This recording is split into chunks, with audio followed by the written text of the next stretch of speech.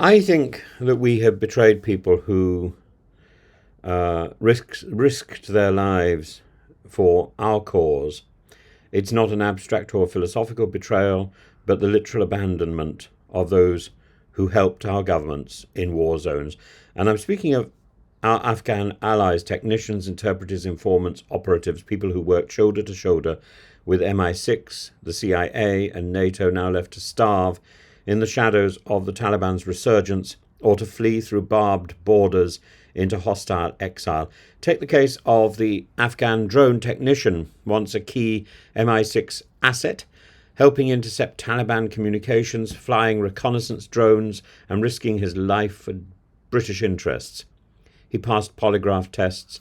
He worked with senior UK officials. He trained others. And now he's on the run, hunted by the Taliban, starving, his children too sick and poor to attend school, rejected for UK asylum twice, and in the news today.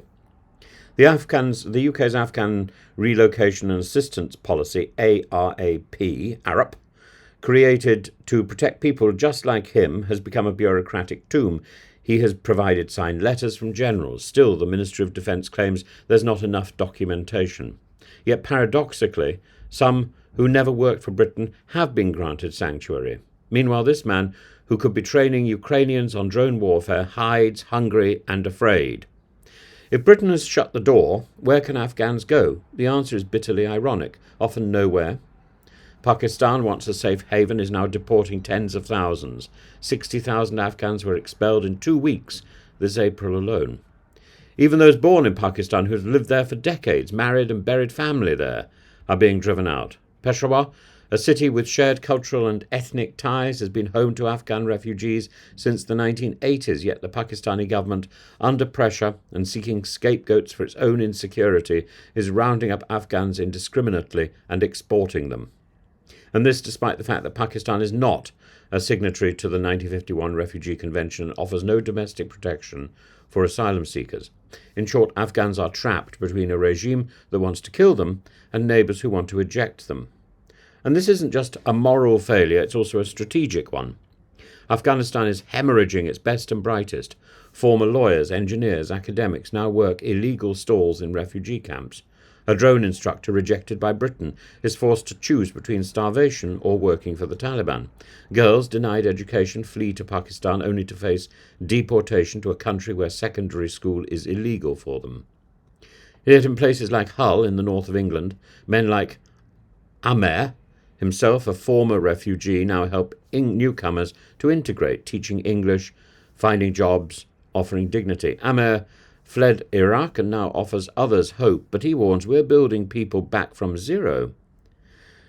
This is a tale of two realities. On the one hand, Western countries celebrate their values, democracy, duty, justice. On the other, they abandon the very people who upheld those values in times of war and helped us to establish them.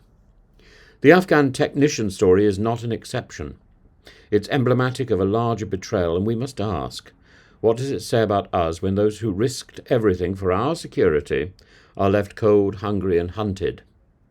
It's not just something that we should simply blame on Dominic Raab, though I don't think his inactivity sunning himself on a beach in Chania did anybody any good.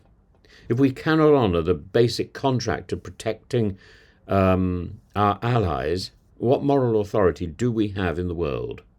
If our word means nothing, if we offer people who help us security, if we give them promises one day and take them away the next because our bureaucratic system doesn't recognise the honour of our word, we are as nothing. Afghans didn't just lose their country, we helped them lose their hope. The question now is, will we compound that loss with silence? Because actually a similar problem is now occurring in Ukraine. And if we aren't careful, we're going to find ourselves in a position where Russia may well invade parts of Ukraine. What's going to happen to those people from Ukraine who have fled to us and looked to us for help? There isn't a point, when we offer help, there really isn't a point at which we say that help is no longer available, go home, if the home isn't there to go to. When we offer help, it's without an end. That's what help is. It's unending. It's like offering to parent somebody. There isn't a point at which you stop being a parent. And that's something people need to learn. There isn't a point at which you stop.